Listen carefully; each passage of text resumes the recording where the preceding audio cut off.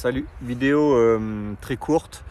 C'était juste pour souligner quelque chose. Je sais pas comment au niveau abonné, comment ça se voit la parution des différentes vidéos.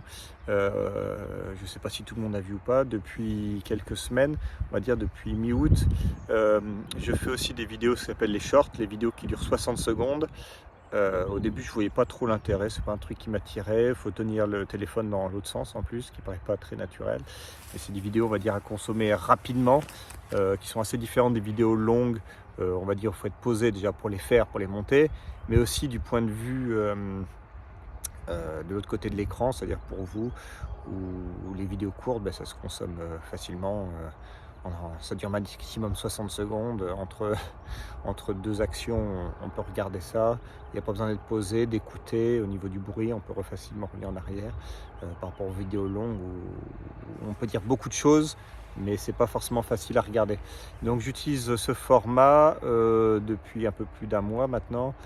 Pour montrer des choses un peu rapides. Ça correspond quasiment à comme si on faisait un post, ce que je fais d'habitude sur Twitter, ou des gens peuvent faire ça ailleurs sur Facebook ou des groupes, mais en gros, je trouve que c'est bien pour montrer quelque chose d'assez ponctuel. 1 minute, il faut être très succinct dans les explications, il faut être très rapide. Des fois, on fait plusieurs prises parce que ça coupe alors qu'on n'a pas fini notre phrase. Donc, je m'en suis servi donc, de ce format. J'ai montré les strip kills en SD et maintenant je fais le suivi des différentes façons de faire.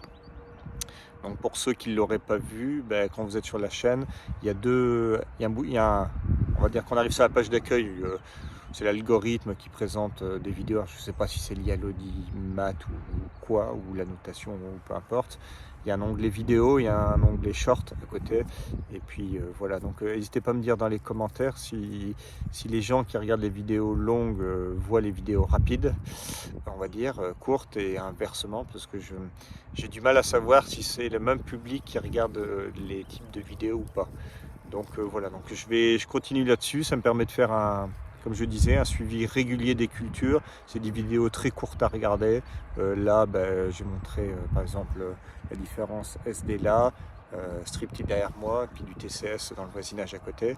Donc c'est des trucs assez rapides. Des fois, il y en a souvent plusieurs par semaine. Alors il y a des semaines où il n'y aura rien parce qu'il ne se passe rien, il n'y a rien à montrer.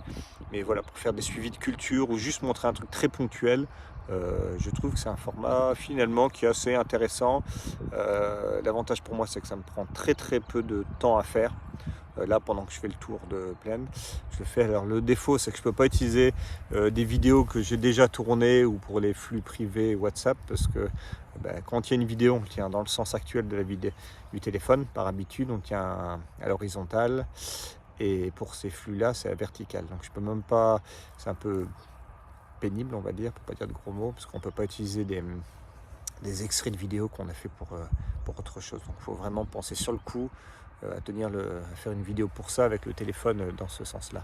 Voilà, n'hésitez pas à me dire ce que vous en pensez, si le public de l'un regarde l'autre et inversement.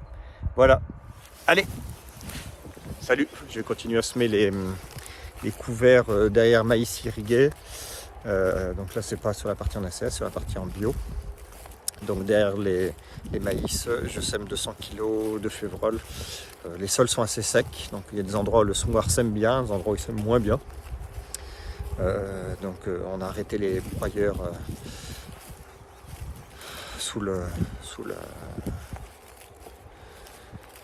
cueilleur. Je sème derrière, rouleau, pour renfoncer un peu les pierres, parce que c'est comme si les parties bio, il y a du binage. Qui dit binage, dit ça sort les silex.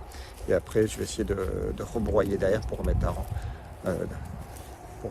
à ras et améliorer le mulch de surface. Le but, c'est que le couvert se salisse pas pendant l'hiver, et d'améliorer la fertilité pour les maïs derrière en bio, parce que les fientes de poule coûtant très cher, si vous prenez 5 tonnes de fientes de poule à 120 €, vous avez la base de la fertie en bio, et vous rajoutez à ça 300 € de semences, 250 à peu près. Ça fait une base à 800 € d'hectare, donc ça fait mal.